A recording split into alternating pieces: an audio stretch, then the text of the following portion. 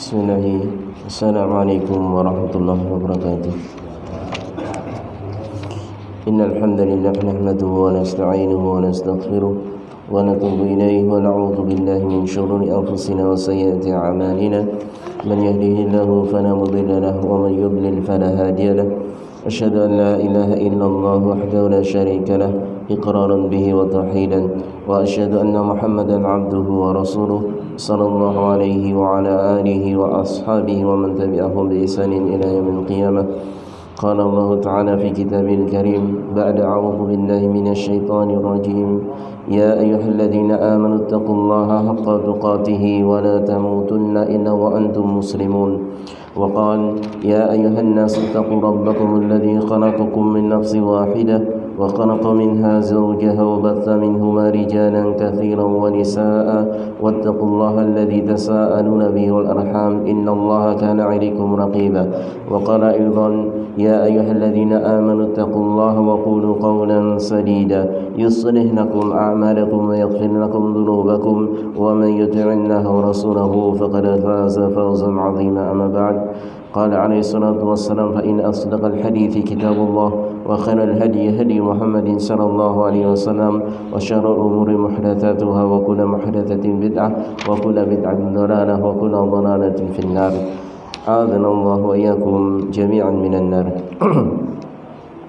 Jamaah salat Isya rahimani wa rahimakumullah yang dirahmati Allah Subhanahu wa taala dan saya cintai karena Allah Subhanahu wa taala. Alhamdulillahilladzi bi ni'matihi tatimmus shalihat. Segala puji bagi Allah Subhanahu wa taala yang dengan nikmatnya maka sempurnalah segala kebaikan. Alhamdulillah kita dipertemukan kembali oleh Allah Subhanahu wa taala di majelis yang mulia ini. Mudah-mudahan Allah Subhanahu wa taala memberkahi pertemuan kita ini dan memberikan kepada kita ilmu yang bermanfaat sehingga kita bisa mengamalkan ilmu tersebut dalam kehidupan kita sehari-hari, karena ini merupakan kewajiban kita sebagai seorang muslim untuk belajar agama Islam, ya. Sebagaimana Rasulullah SAW telah menyatakan thalabul ilmi fardhatun ala kulli muslim. Menuntut ilmu agama itu menjadi kewajiban bagi setiap muslim, laki-laki maupun perempuan. Dan juga dengan kita bermajelis ilmu, maka dosa-dosa kita itu akan diampuni oleh Allah Subhanahu wa taala. Karena di antara sebab diampuninya dosa-dosa kita yaitu dengan kita menghadiri majelis ilmu. Ini sebagaimana dalam hadis yang diriwayatkan oleh Imam Muslim atau Imam Bukhari, yang mana Rasulullah SAW dalam hadis yang cukup panjang, ya, beliau pernah bersabda bahwasanya sesungguhnya Allah Subhanahu wa taala itu memiliki para malaikat yang mereka senantiasa khusus tugas mereka ditugaskan oleh Allah Subhanahu wa taala untuk mengitari bumi, di belahan bumi, yang mereka itu mencari halaqah dzikir, yaitu mencari majelis ilmu. Ini tugas di antara malaikat Allah Subhanahu wa taala, khusus Allah tugaskan untuk ini. Tidak ada pekerjaan lain kecuali itu, yaitu para malaikat yang mencari khusus majelis ilmu di muka bumi.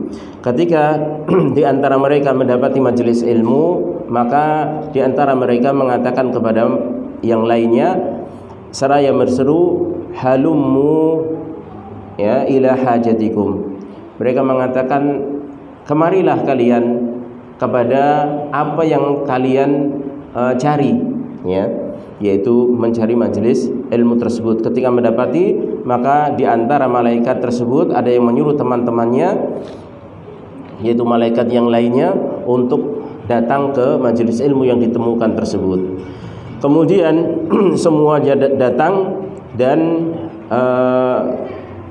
menaungi dengan sayap-sayap mereka, yaitu majelis ilmu tersebut dinaungi dengan sayap-sayap malaikat sampai tertutup langit dunia, ya, dikarenakan naungan sayap mereka, ya. Dan ini jelas perkara gaib, perkara yang gaib yang kita wajib beriman dengannya. Karena malaikat sendiri adalah perkara yang atau makhluk yang gaib. Tapi ini diberitakan oleh Rasulullah SAW as-sadiqul masduq, yaitu beliau yang jujur dan dipercaya. Kemudian Rabb mereka, yaitu Allah SWT, bertanya kepada para malaikat yang sedang menaungi halaqah dzikir, ya atau majelis ilmu tersebut. Maka dan Allah SWT a'lamu bihim. Allah SWT zat yang maha mengetahui, artinya tanpa bertanya pun Allah tahu. Tapi ini sebagai takkid dari Allah SWT, yaitu Allah SWT bertanya kepada para malaikat, walaupun sebenarnya tidak bertanya pun Allah maha mengetahui. Kemudian Allah menyatakan apa yang diucapkan oleh hambaku tersebut di majelis ilmu tersebut. Maka para malaikat mengatakan, hambamu sedang memujimu, sedang memuliakan dirimu, ya, sedang mengagungkanmu, ya. Kemudian Allah SWT bertanya lagi, apakah mereka melihatku? Artinya, kenapa mereka memujiku? Apakah mereka melihat aku? Maka para malaikat mengatakan, demi Allah ya Rabb, wallahi ya Rabb, demi Allah wahai Tuhanku, mereka ma ra'auka, mereka tidak melihatmu, ya. Artinya orang-orang yang memuji Allah tersebut di majelis ilmu itu tidak melihat Allah SWT. Tapi walaupun begitu mereka memuji Allah SWT. Kemudian Allah bertanya lagi, lalu bagaimana seandainya kalau mereka melihatku? Kata Allah SWT sembari bertanya kepada malaikat. Maka para malaikat mengatakan, demi Allah, kalau seandainya mereka melihatmu ya Allah, mereka akan lebih lagi di dalam memujimu, ya, lebih lagi di dalam menyanjungmu, mengagungkanmu, ya. Kemudian Allah bertanya lagi, apakah yang mereka minta hambaku tersebut? Apa yang diminta hambaku? Maka para malaikat mengatakan, hambamu meminta surga ya Allah. Maka Allah SWT mengatakan, apakah mereka melihat surga? Kok mereka meminta? Maka para malaikat pun kembali menjawab, demi Allah mereka tidak melihatnya. Lalu Allah bertanya lagi, lalu bagaimana kalau mereka melihat surga? Maka para malaikat menjawab, kalau mereka melihat surga, tentu mereka akan lebih lagi di dalam meminta, lebih lagi di dalam berharap, ya, akan surga tersebut. Artinya tidak melihat surga saja, hamba-hamba Allah yang di majelis ilmu tersebut meminta dengan sangat kepada Allah untuk dimasukkan ke dalam surganya, padahal tidak mengetahui. Tapi kalau sampai mereka mengetahui surga, mereka akan lebih lagi di dalam memintanya, ya, lebih lagi di dalam meminta surga tersebut kepada Allah SWT. Kemudian Allah SWT bertanya lagi, lalu mereka beristi'adzah, ya, meminta perlindungan dari apa, ya. Lalu malaikat mengatakan, mereka meminta perlindungan dari neraka-Mu ya Allah. Artinya mereka berlindung kepadamu dari siksa api neraka. Lalu Allah SWT bertanya lagi, apakah mereka melihat neraka tersebut? Maka para malaikat mengatakan, tidak demi Allah ya Rabb, mereka tidak melihat neraka tersebut.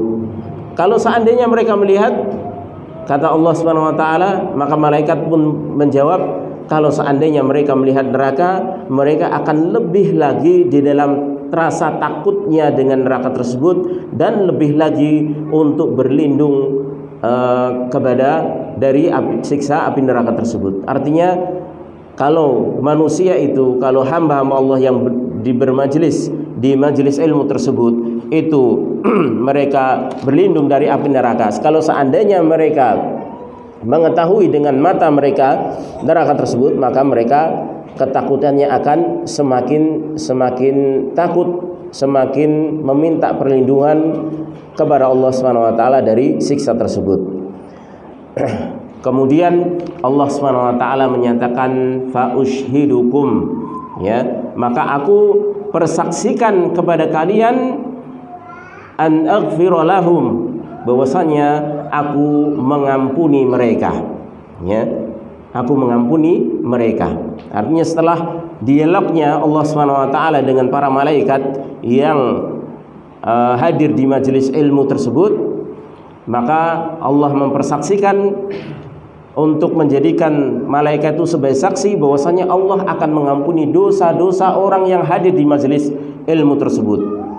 Maka faqala malakun minal malaikah, maka ada satu malaikat di antara para malaikat yang hadir tersebut, yang tugasnya mencari halaqah ilmu tersebut, majelis ilmu tersebut, mengatakan, wahai Rabb, sesungguhnya di antara mereka itu ada seseorang yang datang ke majelis ilmu bukan untuk itu, artinya bukan untuk mencari ampunan, ya. Dalam riwayat lain, dia datang hanya untuk kebutuhan dirinya sendiri, untuk bertemu temannya, karena temannya itu di majelis ilmu ingin dia temui, bukan niatnya untuk mencari ilmu, ya. Maka apa kata Allah Subhanahu wa taala?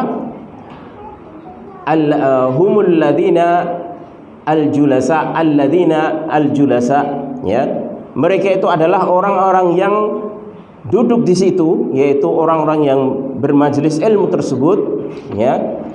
La yashqa jalisuhum, ya, yaitu mereka itu teman duduknya tidak akan sengsara, ya, ketika dekat dengan mereka. Artinya orang yang hadir bukan niat untuk belajar, itu pun akan kecipratan kebaikan dari orang-orang yang niatnya belajar. Kalau orang-orang yang niatnya duduk untuk belajar itu diampuni oleh Allah Subhanahu wa taala, maka Allah tidak mengecualikan sama sekali, mau dia duduk di situ untuk tujuan apa, maka Allah pun akan mengampuninya. Dan inilah keberkahan majelis ilmu, ya. Orang yang duduk tanpa niat untuk belajar saja, Allah akan ampuni dosanya, ya. Humul ladzina la yashqa jalisuhum, mereka itu adalah orang-orang yang tidak akan rugi teman duduknya, ya. Lalu bagaimana lagi kalau kita niatkan hadir di majelis ilmu untuk belajar ilmu agama, karena ini merupakan kewajiban kita, dan untuk mengangkat kebodohan kita sehingga kita bisa beribadah kepada Allah Subhanahu wa taala dengan lebih baik lagi. Maka ini keutamaan bermajelis ilmu. Jadi faham gak faham, datang ke majelis ilmu agar supaya mendapatkan ampunan dari Allah Subhanahu wa taala. Dan ini cukup. Dan insyaallah kalau seorang itu sungguh-sungguh, insyaallah Allah akan pahamkan dia. Walaupun pemahaman seseorang di dalam memahami agama ini berbeda-beda, tapi insyaallah tidak sampai istilahnya nul putul lah. Masa datang kajian terus menerus gak pernah paham? Insyaallah tidak akan seperti itu. Allah Subhanahu wa taala tidak akan pernah menyia-nyiakan usaha seorang hamba. Tinggal kita menata niat, ya, datang ke majelis ilmu dalam rangka kita belajar ilmu agama, ya, karena ini kewajiban kita, dan untuk semakin memperbaiki kualitas ibadah kita di hadapan Allah Subhanahu wa taala, sehingga kita juga mendapatkan ampunan dari Allah Subhanahu wa taala. Baik. Kemudian kita lanjutkan kajian kita, yaitu tafsir juz amma, dan masih kita membahas tentang tafsir surah Al-Fatihah. Pada pertemuan yang lalu kita telah membahas tafsir ihdinas sirat iyyaka na'budu wa iyyaka nasta'in, yaitu surat Al-Fatihah ayat ke-4, ya, yang pertengahan ini. Iyyaka na'budu wa iyyaka nasta'in, yaitu hanya kepadamu kami beribadah ya Allah, dan hanya kepadamu kami meminta tolong. Baik. Di sini ibadah, ya, telah dijelaskan pada pertemuan yang lalu bahwasanya ibadah itu hanya ditujukan untuk Allah Subhanahu wa taala saja, Oleh karenanya di antara bentuk ibadah ya, atau pengertian ibadah adalah at-tadallul, yaitu merendahkan diri, menghinakan diri di hadapan Allah Subhanahu wa taala. Dengan tanda di sana ada syariat ibadah dengan sujud.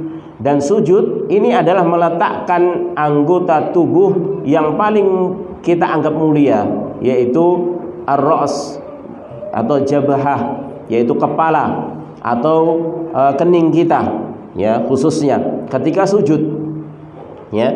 Dan ini bukti bahwasanya ibadah itu adalah bentuk perendahan diri kita hanya kepada Allah Subhanahu wa taala, tidak boleh kepada selainnya ya, tidak boleh kita tujukan kepada selainnya. Makanya gerakan-gerakan ibadah yang itu kita gunakan untuk ibadah kepada Allah Subhanahu wa taala tidak boleh kita gunakan untuk kepada selain Allah Subhanahu wa taala. Seperti ruku misalnya, tidak boleh kita menyambut seseorang itu dengan ruku, posisi ruku. Karena ini pernah terjadi di hadapan Nabi alaihi salatu wasallam. Ketika para sahabat bertanya, "Ya Rasulullah, ketika saya bertemu dengan saudara saya yang lama tidak ketemu, apakah saya boleh inhina, yaitu merendahkan, membungkukkan punggung saya, yaitu dengan ruku?" Kalau sekarang mungkin orang-orang seperti orang-orang Jepang gitu ya. Ya. Inhina itu ruku, ya. Maka Rasulullah mengatakan la, tidak boleh. Ya. Yang dibolehkan adalah yaitu takbilul yad, seperti mencium tangan ya, kemudian tahannuk, yaitu berpelukan ya, dengan leher, beradu dengan leher, seperti yang kita saksikan dan kita lakukan ya di antara kita ketika bertemu dengan orang-orang yang kita cintai atau lama tidak ketemu, maka ini ada syariatnya. Tapi untuk inhina, ruku, karena ini ruku jenis ibadah perendahan diri kepada Allah Subhanahu wa taala, maka ini tidak boleh. Ya. Tidak boleh. Apalagi sampai sujud, ya. Makanya posisi sujud ini diibaratkan posisi yang paling dekat seorang hamba dengan Allah Subhanahu wa taala. Sebagaimana dalam sebuah hadis yang diriwayatkan oleh Imam Muslim, aqrabu ma yakunul abdu min rabbih wa huwa sajidun ya fa'akthiru du'a ya. Sedekat-dekat posisi hamba dengan Rabbnya adalah ketika dia sujud, maka perbanyaklah doa dalam kondisi sujud tersebut.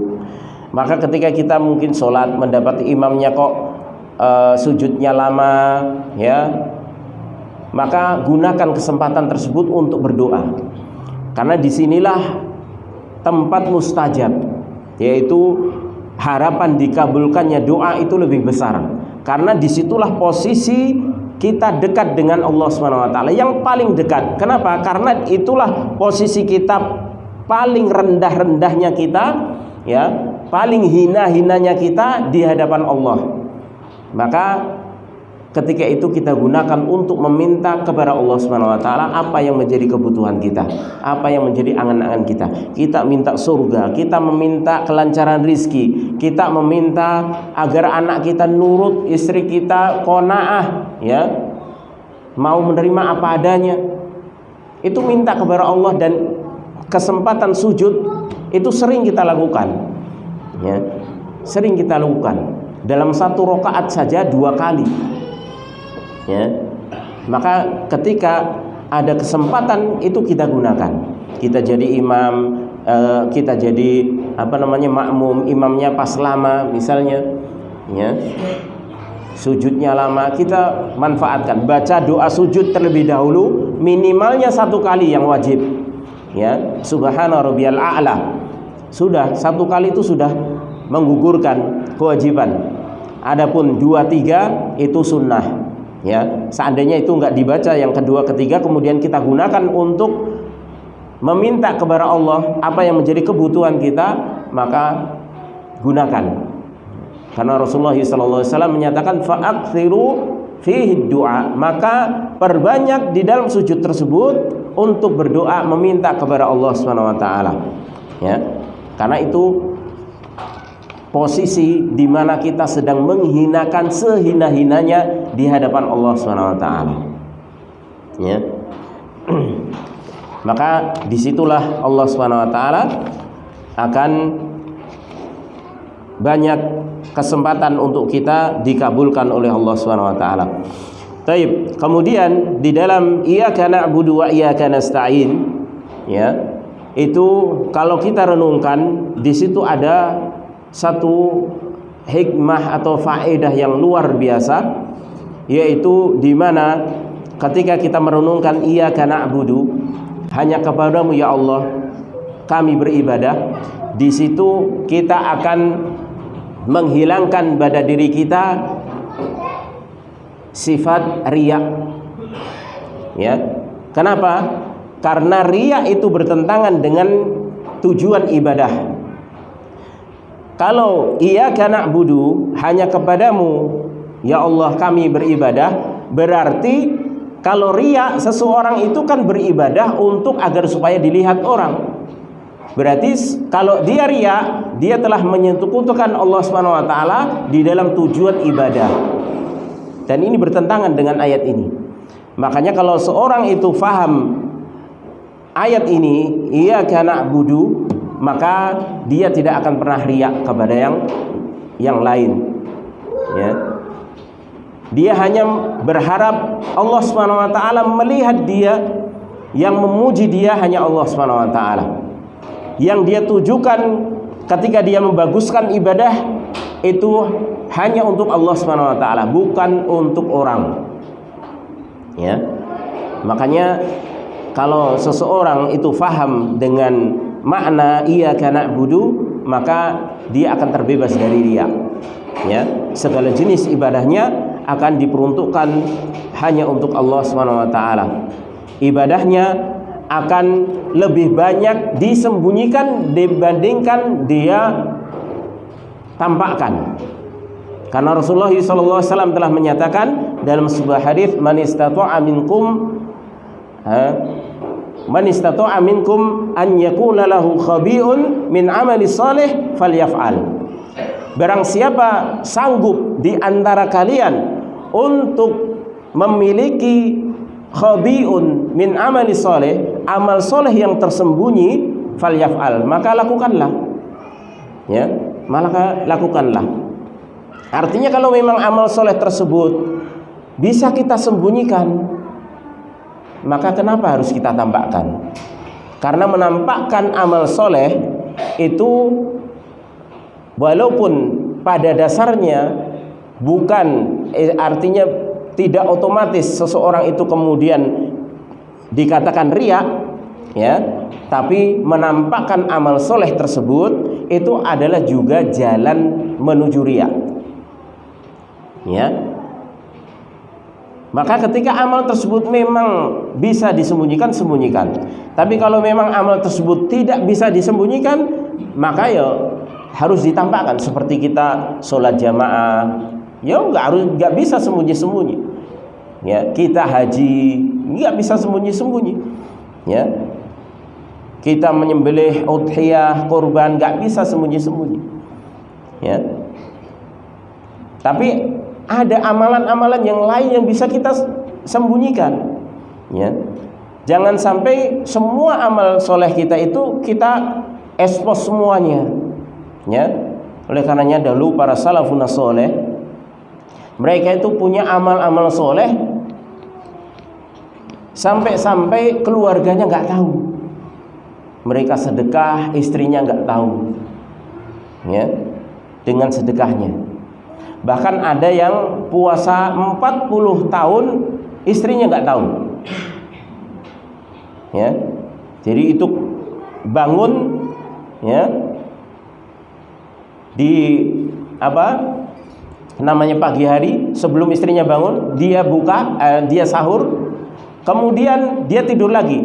Setelah sholat tidur lagi, ya, seakan-akan dia masih tidur tadi. Kemudian ketika dibangunkan istrinya sholat, kemudian ingin kerja, istrinya bawakan bekal untuk sarapan. Sarapannya dikasihkan fakir miskin di pasar. Pulang, ya, pulang istrinya nggak tahu kalau dia itu buka, ya, karena sudah masuk waktu buka. Itu selama 40 tahun. Dan itu ketahuan setelah ulama tersebut nggak ada. Ya. Ada lagi kisahnya Ali yang disebut Zainal Abidin, Ali bin Hasan bin Ali bin Abi Thalib, ya, yaitu cucunya Ali bin Abi Thalib radhiyallahu ta'ala. Itu menjadi seorang yang dermawan di kota Madinah, fakir miskin, ya, itu semuanya dikasih gandum. Bahkan itu diangkat sendiri, pembantunya atau budaknya itu nggak boleh ngangkat, dia sendiri yang ngangkat keliling seluruh fakir miskin di kota tersebut. Dikasih ketika malam hari, ditaruh gandum di depan rumahnya. Dan itu ketahuan setelah apa? Setelah beliau meninggal dunia. Setelah beliau meninggal dunia, ketika dimandikan, di pundaknya ada bekas, dan setelah itu terhenti bantuan. Masya Allah, bayangkan itu, puluhan tahun itu, ya, tidak hanya setahun 2 tahun, apalagi sebulan 2 bulan, puluhan tahun disembunyikan amal tersebut sampai mati, ya, sampai mati, tidak diekspos, ya. Maka jangan pertaruhkan.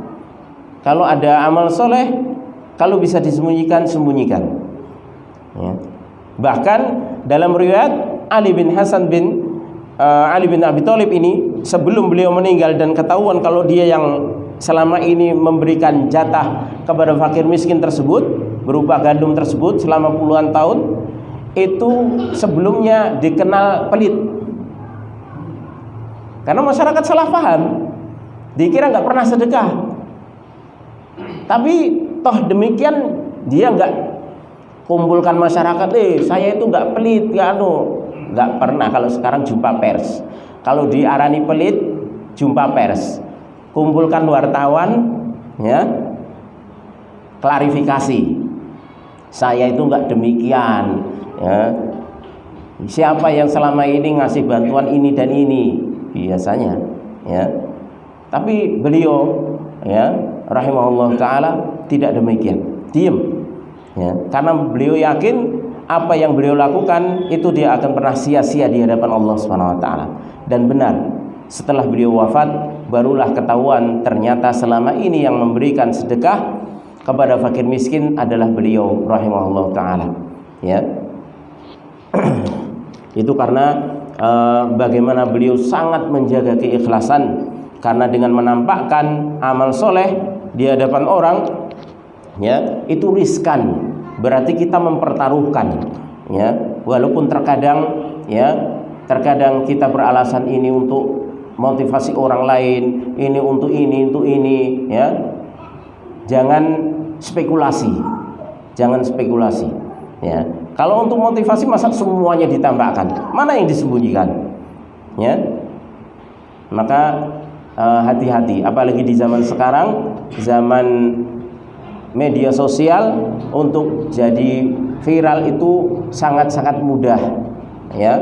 Dan itu riskan sekali dengan niat kita. Niat itu berubah-ubah, karena niat itu ada di dalam hati, ya. Baik. Kemudian yang faedah yang kedua, wa iyyaka nasta'in. Ini ketika kita bisa memahami ini dengan baik, maka kita bisa terhindar dari sifat ujub. Kenapa? Karena pada hakikatnya keberhasilan kita dalam ibadah kepada Allah Subhanahu wa taala itu berkat pertolongan Allah Subhanahu wa taala. Sebanyak apapun kegiatan sosial kita, ibadah kita kepada Allah, sebagus apapun kita bisa luangkan waktu untuk baca Quran, ya, setiap kali pada sholat kita bisa baca, ya, Kemudian untuk sholat sunnahnya kita bisa lakukan, puasa sunnah kita bisa lakukan, ya, sholat malam tidak ketinggalan, senantiasa hadir di majelis taklim, itu semuanya pada hakikatnya atas pertolongan Allah Subhanahu wa taala. Ya, maka tidak perlu ujub. Tidak perlu kita bangga diri. Ya. Karena saya bisa ini, bisa itu, ya, karena saya rajin, karena saya seperti ini, seperti itu, enggak perlu. Ya, karena ujub ini juga bagian dari kesyirikan, yaitu apa? Kita menyekutukan Allah di dalam keyakinan bahwasanya kita ikut andil dalam keberhasilan kita. Padahal pada hakikatnya semua itu atas kehendak Allah. Kalau kita ujub berarti kan kita mengikutkan diri kita terhadap keberhasilan tersebut. Ya. Berarti kita menyekutukan Allah dengan diri kita. Ya. Karena pada hakikatnya semuanya itu atas pertolongan Allah. Makanya kita ikrarkan wa iyyaka nasta'in. Dan hanya kepadamu ya Allah aku meminta tolong. Itu setelah ikrar kita di dalam kita beribadah hanya kepada Allah. Kemudian kita ikrarkan pertolongan, kita minta hanya kepada Allah. Artinya ibadah kita bisa terrealisasi dengan sesuai dengan apa yang dikehendaki Allah, itu juga atas berkat pertolongan Allah Subhanahu wa taala. Maka kita tidak perlu ujub. Karena sebab ujub ini akan bisa mengantarkan kepada penyakit yang lebih berbahaya lagi, yaitu al-kibr, yaitu sombong. Akhirnya merendahkan manusia, merendahkan yang lainnya. Karena ketika kita berhasil dalam hal ibadah ataupun kegiatan-kegiatan yang lainnya yang bersifat itu amal soleh, maka ketika kita ujub, ya, kemudian kita menganggap orang yang tidak melakukan seperti kita itu seakan-akan kok sepele, ya, seakan-akan rendah. Itulah bibit-bibit kemudian kibir itu akan masuk. Karena sombong itu akan masuk setelah adanya ujub. Ya, setelah adanya ujub, bangga diri. Ya, di awal-awal ujub itu tidak merendahkan manusia. Dia hanya sekedar bangga terhadap dirinya, keberhasilannya.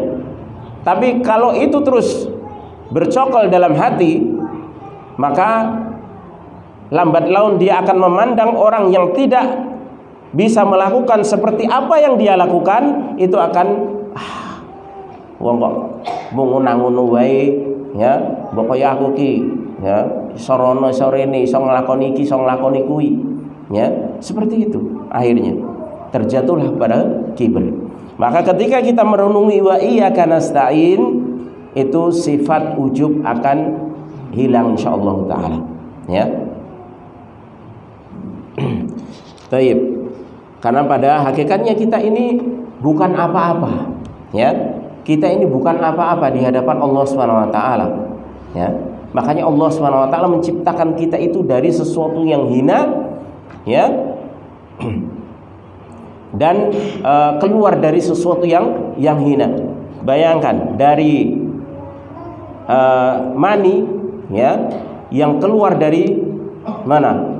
Maaf, dari kemaluan laki-laki, kemudian masuk ke mana? Maaf, kemaluan wanita. Kemudian keluar dari mana? Ya, yang normalnya dari kemaluan wanita juga. Keluar dari sesuatu yang hina, yang dianggap memalukan, dimasukkan kepada sesuatu yang hina, yang memalukan, keluarnya dari situ juga. Lalu apa yang mau dibanggakan? Kita mau banggakan apa di hadapan Allah Subhanahu wa taala? Ya. Makanya Allah Subhanahu wa taala menyatakan hal ata 'alal insani hinum minad dahri lam yakun syai'an madhkura. Bukankah telah datang satu masa pada manusia itu, ya, yaitu masa yang dahulunya manusia itu belum pernah disebut sama sekali. Artinya kita itu pernah ada di masa di mana kita nggak pernah disebut. Sebelum kita diciptakan ini belum pernah disebut sama sekali. Kok nanti ada manusia itu belum pernah disebut.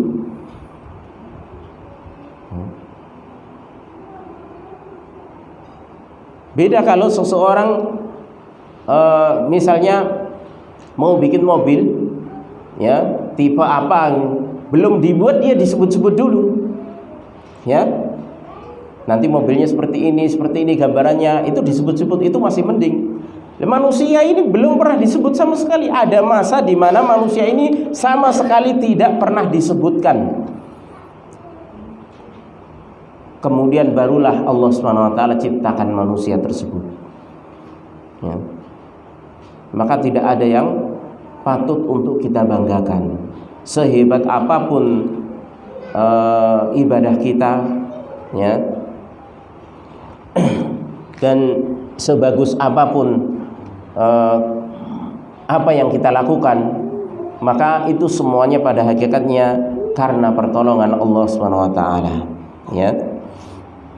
Maka ketika kita mendapatkan keberhasilan, bisa ibadah dengan ibadah yang banyak, amal soleh bisa kita ikuti di setiap kesempatan, maka katakanlah hada min fadli rabbi, ini adalah keutamaan dari Rabbku, ya. Dan itu adalah ujian. Semuanya ujian. Kita bisa amal soleh ujian, kita terjatuh pada kejelekan pun ujian. Makanya Allah SWT menyatakan kullu nafsin dha'iqatul maut wa nabluukum bisyarri wal khairi fitnah. Setiap yang bernyawa itu pasti akan merasakan kematian. Wa nabluukum bisyarri wal khairi fitnah. Dan kami uji kalian dengan kejelekan maupun kebaikan. Artinya ketika seorang itu bisa beramal soleh, itu pun ujian. Ujian sejauh mana dia bisa untuk mengekang rasa ujubnya sehingga tidak tampak, ya. Sehingga rasa ujub itu bisa dikendalikan. Karena biasanya ujub itu karena keberhasilan, ya, karena keberhasilan. Demikian pula ketika seorang terjatuh kepada kejelekan, itu juga ujian. Sejauh mana dia bisa untuk tidak putus asa dari rahmat Allah SWT. Artinya sejelek apapun amalan seseorang, masih ada kesempatan untuk kembali kepada Allah SWT, untuk bertobat kepada Allah SWT, ya. Masing-masing semuanya ujian yang Allah SWT berikan kepada manusia, tinggal bagaimana dia mensikapi. Baik, inilah faedah, ya, satu faedah dalam yang bisa kita ambil dalam ayat iyyaka na'budu wa iyyaka nasta'in, yaitu manakala kita bisa merenungkan satu ayat tersebut, maka kita bisa memurnikan benar-benar murni ibadah kita hanya untuk Allah, tidak ada kesyirikan, tidak ada sifat riya, dan juga tidak ada ujub, ya, dalam diri kita atas keberhasilan ibadah kita kepada Allah SWT. Baik, kemudian kita lanjutkan ayat berikutnya, ayat yang kelima. Allah SWT berfirman, ihdinas siratal mustaqim. Ya Allah, tunjukilah kami kepada jalan yang lurus. Qauluhu ta'ala ihdinas siratal mustaqim. As-sirat fihi qiraatan. As-sirat itu ada dua bacaan, ya. Yang pertama bisin dengan sin, ya. Sin muhmalah, yaitu yang tidak ada titiknya, sin biasa. Jadi bisa dibaca as-sirat, as-sirat, ya. Kemudian wabisad al-khalisah, dengan sad yang khalisah, sad muhmalah yang tidak ada titiknya juga, ya, yaitu as-sirat, ya, seperti suara ansa, ya, dengan sad atau dengan sin, itu bisa dibaca dua-duanya. Ya, ini enak, ya. Ya, kalau kesulitan kita untuk makhraj sad masih belum maka boleh dibaca ihdinas sirat, ya, ihdinas siratal mustaqim, sin biasa.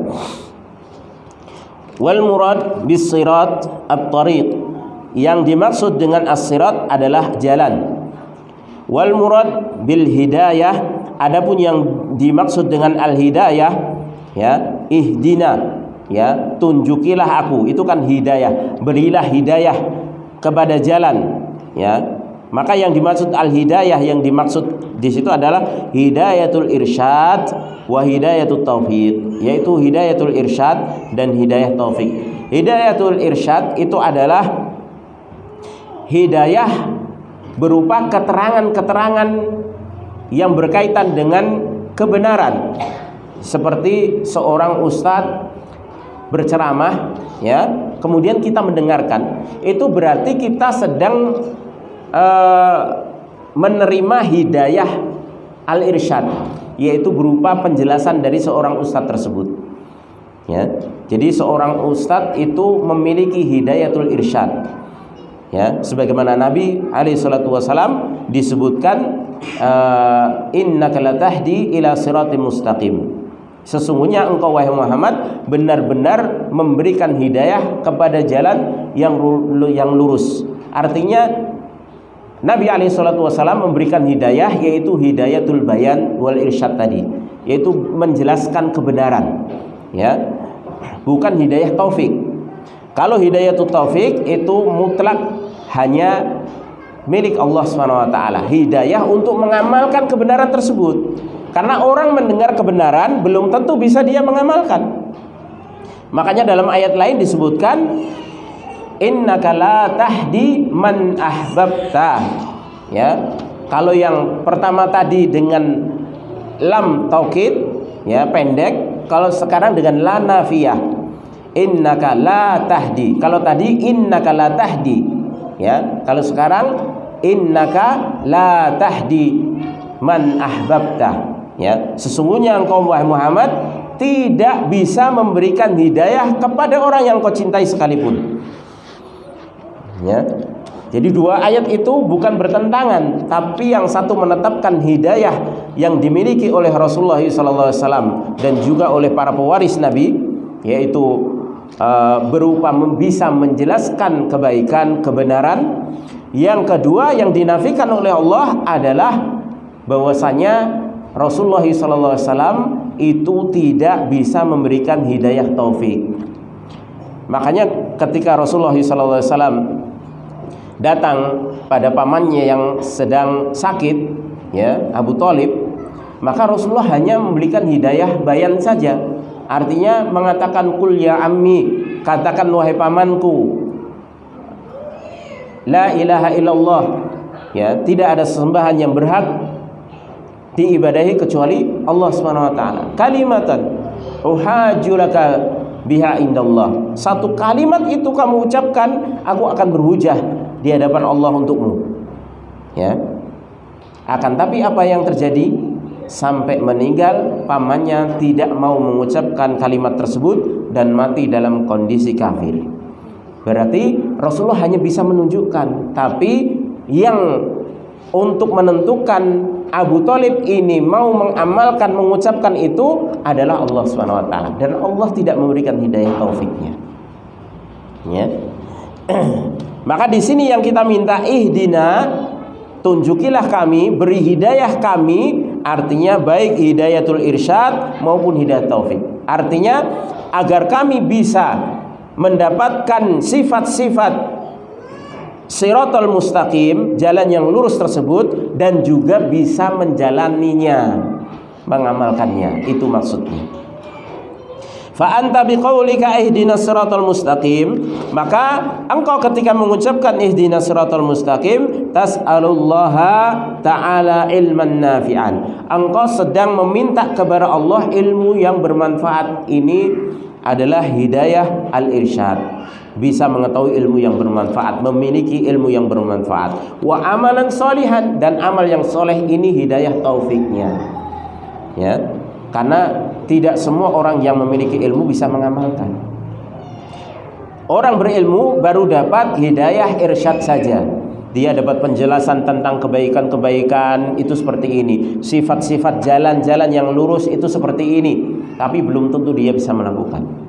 Orang sudah tahu tentang bahaya riba, hutang di bank, riba, tapi belum tentu dia bisa mengamalkannya, bisa menjauhinya. Butuh hidayah taufik. Ya. Orang bisa tahu ghibah itu haram, ngerasani ya, temannya itu haram, dia tahu, itu dapat hidayatul irsyad namanya. Tapi belum tentu dia bisa menjauhi ghibah. Ya. Orang tahu kewajiban sholat, dapat hidayah irsyad, tapi belum tentu dia bisa menjalankannya. Ya. Tayyib. Wal mustaqim ay alladhi la i'wijaja fihi. Adapun al mustaqim yang lurus itu adalah yang tidak ada kebengkokan di dalamnya. Makanya dalam hadis Rasulullah SAW menggambarkan jalan lurus itu ditarik ya dari atas ke bawah, itu lurus namanya. Kemudian beliau memberikan jalan-jalan di sampingnya ya, dengan banyak jalan, itu diibaratkan itu jalan-jalan yang menyimpang, yang setiap jalan pasti ada syaitan yang menyuruh ke situ ya. Adapun jalan lurus itu hanya satu ya. Baik. Kemudian al-fawaid, faedah yang bisa diambil dari ayat tersebut. Min fawaidil ayah, dari faedah-faedah ayat tersebut, luju'ul insan ila Allah azza wa jal ba'da isti'anatihi bihi 'ala al-ibadah an yahdiyahu as-siratal mustaqim.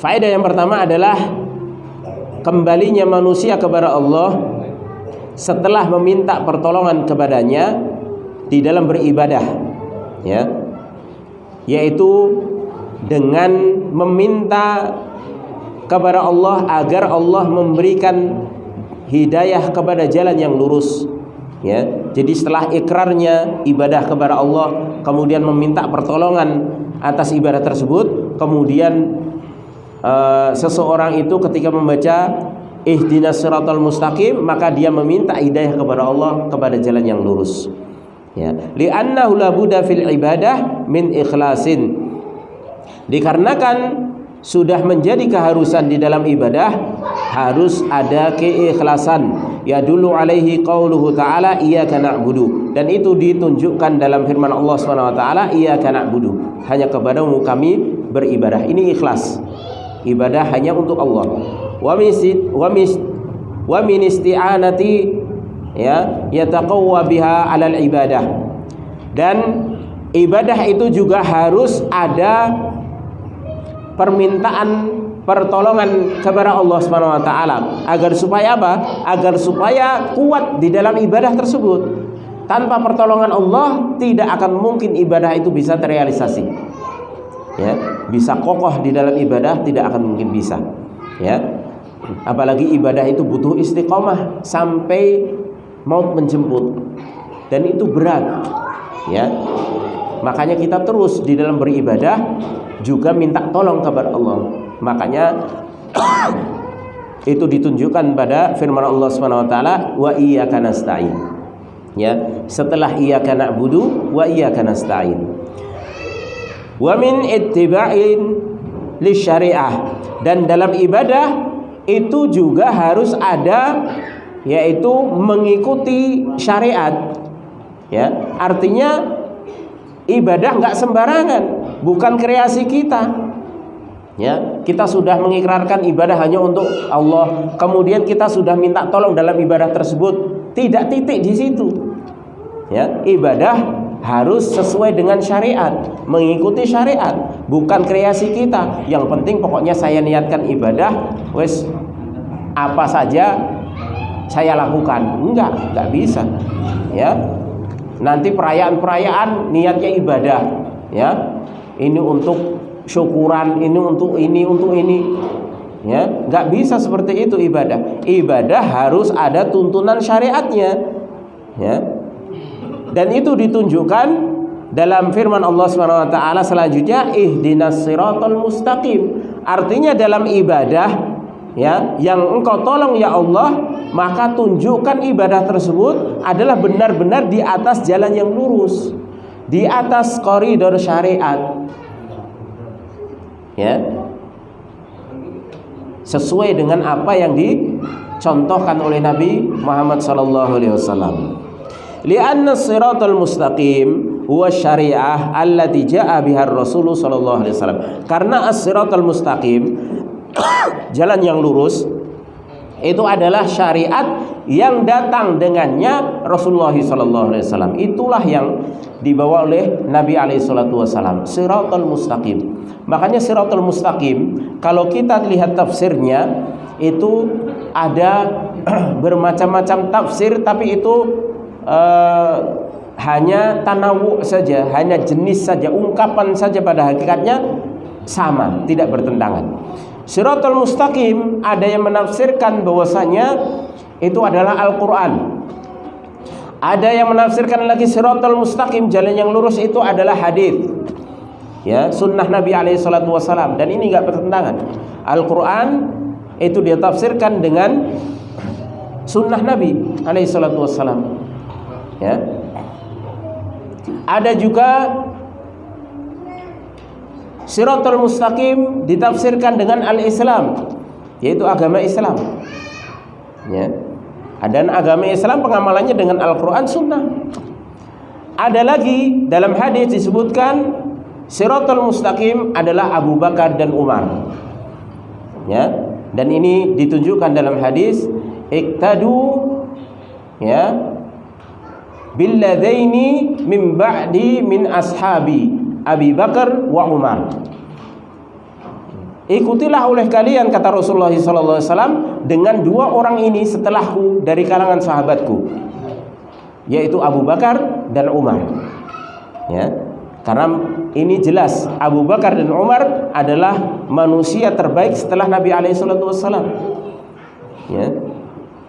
Dan mereka dijamin surga ketika mereka masih hidup, menunjukkan apa yang mereka berdua lakukan itu sesuai dengan apa yang diajarkan oleh Rasulullah SAW. Makanya sampai Rasulullah mengatakan iktadu billadaini min ba'di min ashabi Abi Bakar wa Umar, ya. Ikutilah, contohlah oleh kalian kedua orang ini dari setelahku, yaitu dari kalangan sahabatku, yaitu Abu Bakar dan Umar. Dan itu tidak bertentangan.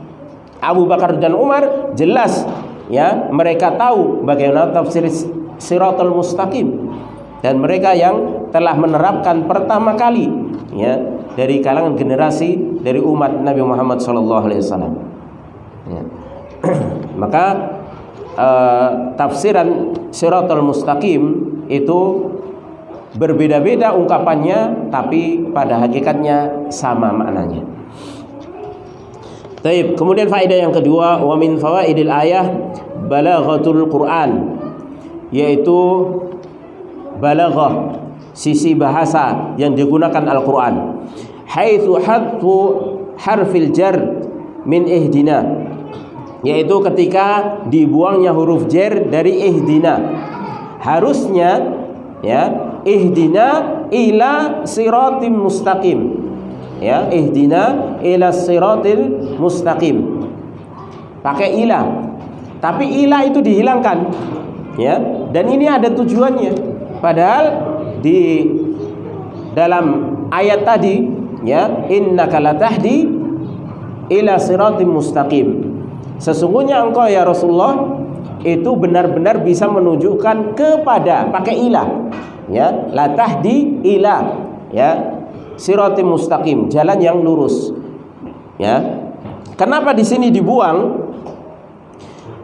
Wal faedah min dzalik, faedahnya adalah li ajli an tadhammana talabal hidayah allati hiya hidayatul ilmi wa hidayatut taufiq, agar supaya terkandung dalam permintaan hidayah tersebut adalah hidayah, baik hidayatul ilmi ataupun hidayatul taufik, atau hidayatul irsyad tadi yang ilmi tadi, ya. Jadi biar terkandung di dalam kedua-duanya, yaitu hidayah baik ilmu maupun hidayah taufik, ya. Li'anna al-hidayah tanqasimu ila qismain, karena hidayah itu terbagi menjadi dua, yaitu hidayah ilmin wa irsyad, yaitu hidayah ilmu dan bimbingan tadi, wa hidayah taufik, dan hidayah taufik, ya, yaitu berupa pengamalan, wa amalin. Fal aula laisa fiha illa mujarradud dilalah, ya. Maka yang pertama, hidayatul irsyad tadi atau hidayatul ilmi itu tidak ada padanya kecuali hanya sekedar penunjukan saja. Artinya seseorang itu seperti Rasulullah SAW, kemudian juga para dai, ya, yang berdakwah, itu hanya sekedar menunjukkan saja. Ini loh jalan yang lurus, ini loh kebaikan, ya. Hanya seperti itu saja, ya. Ini loh kejelekan, jangan ditempuh, ya. Ini maksiat, ini ketaatan, ya. Cuma seperti itu saja, ya. Wallahu azza wa jalla qad hada bihadzal makna jami'an nas. Dan untuk makna ini, maka Allah Subhanahu wa taala telah memberikan hidayah yang jenis ini, yaitu hidayatul irsyad tadi, itu kepada seluruh manusia, ya. Dan ini dalilnya adalah kama fi qoulihi ta'ala, sebagaimana firman Allah Subhanahu wa taala dalam surah Al-Baqarah ayat 185, syahrul ramadhan alladzi unzila fihi al-Qur'an hudan linnas. Ya, bulan Ramadan, bulan yang diturunkan di dalamnya Al-Qur'an, yang mana Al-Quran tersebut hudan linnas, petunjuk hidayah bagi manusia. Artinya semua manusia mendapatkan hidayah, tapi hidayatul irsyad, yaitu hidayah ditunjukkan kepada yang baik, ya, yang mana, yang buruk yang mana. Itu hidayatul irsyad itu seperti itu, ya. Wa tsaniyah, adapun yang kedua, ya, fiha at-taufiq, ya, lil huda, yaitu merupakan hidayatut taufik tadi, ya. Yaitu untuk agar supaya bisa mengamalkan hidayatul irsyad tadi. Setelah dikasih tahu yang benar, yang mana, yang salah, yang mana, maka ada jenis hidayah yang kedua untuk bisa mengamalkan dan bisa meninggalkan. Mengamalkan yang merupakan kebaikan, ketaatan, meninggalkan yang merupakan kejelekan dan kemaksiatan. Dan juga mengikuti syariat, ya, itu hidayatut taufik. Ini disebutkan dalam firman Allah Subhanahu wa taala dalam surah Al-Baqarah juga ayat kedua, dzalikal kitabu la raiba fihi hudal lil muttaqin. Demikian itu adalah Alkitab yang tidak ada keraguan di dalamnya, yaitu Al-Quran, yang mana Al-Quran tersebut hudan lil muttaqin, petunjuk hidayah bagi orang-orang yang bertakwa. Yang ayat sebelumnya itu disebutkan Al-Quran itu hudan linnas, tapi yang kedua disebutkan hudan lil muttaqin, petunjuk bagi orang yang bertakwa saja. Artinya yang bisa mengamalkan, ya, isi Al-Quran tersebut itu hanya orang-orang yang diberikan hidayah taufik oleh Allah Subhanahu wa taala dari kalangan orang-orang yang bertakwa. Adapun Al-Quran itu bisa menunjukkan kepada kebaikan, di situ siapapun yang membaca akan tertunjukkan kebaikan, tapi belum tentu bisa mengamalkan.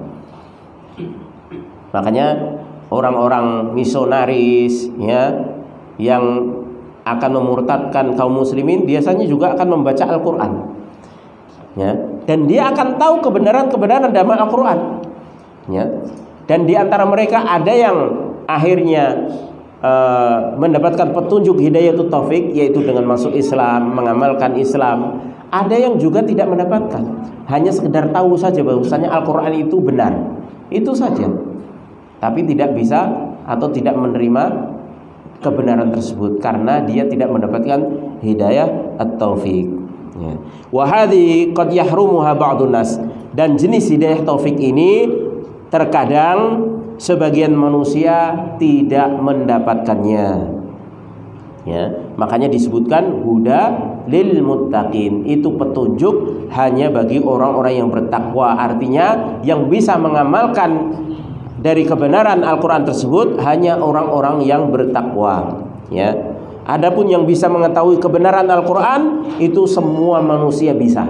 Ya, makanya disebutkan dalam ayat sebelumnya hudan linnas.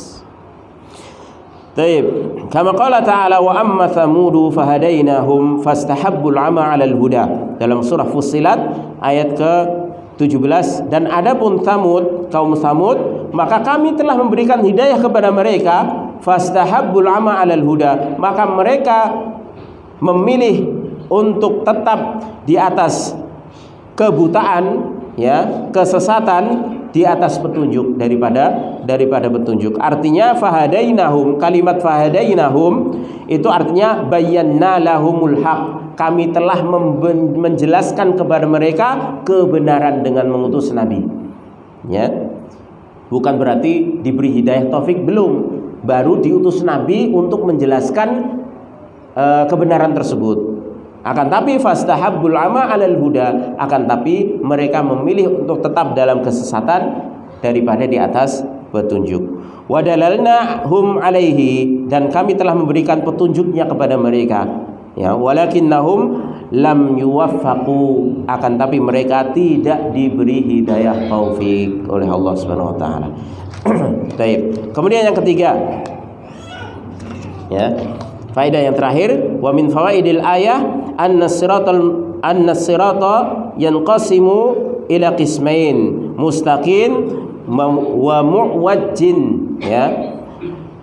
Bahwasanya as-sirat yaitu jalan itu terbagi menjadi dua, mustaqim yang lurus dan mu'wajjin, ya. Mu'wajjin yaitu yang bengkok. Famakana muwafiqan lil haqqi fahuwa mustaqim, maka jalan yang sesuai dengan kebenaran berarti itu jalan lurus.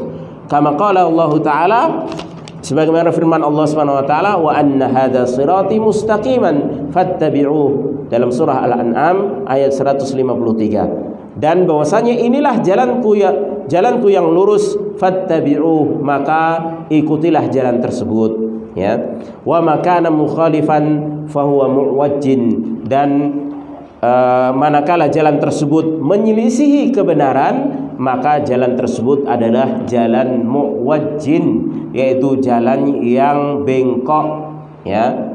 Makanya Rasulullah menggambarkan tadi, jalan lurus itu digambar dengan lurus dari atas ke bawah, kemudian jalan bengkoknya digambarkan dari sisi kanan dan kiri. Dan Rasulullah mengatakan setiap jalan-jalan yang kanan kiri yang menyimpang dari jalan yang lurus ini, masing-masing ada syaitan yang menyeru, ya. Jadi setiap kali seseorang itu menempuh jalan yang lurus, maka dia tidak lepas dari godaan syaitan. Pasti ada seruan-seruan untuk mengajak dia menyimpang, ya, untuk mengajak dia menyimpang. Gak ada jalan lurus itu tanpa ujian, gak ada, ya. Makanya ketika kita menempuhnya itu kita harus benar-benar meminta tolong kepada Allah Subhanahu wa taala di dalam menempuh jalan tersebut. Jangan pernah bersandar kepada kemampuan kita, ya. Oh, saya punya sudah sering ngaji, nggak mungkin sesat belahan. Jangan, ya. Kita tidak tahu akhir kita bagaimana. Makanya kita terus meminta kepada Allah, Allahumma inni as'aluka husnal khatimah. Ya Allah, aku minta kepadamu kesudahan yang baik, ya.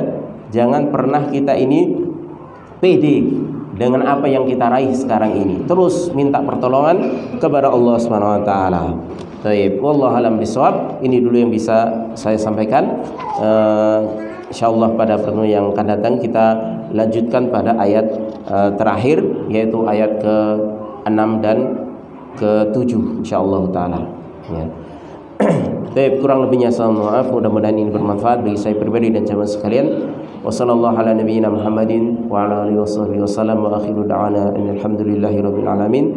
Subhanakallahumma wa bihamdika asyhadu an la ilaha illa anta astaghfiruka wa atubu ilaik. Wassalamualaikum warahmatullahi wabarakatuh.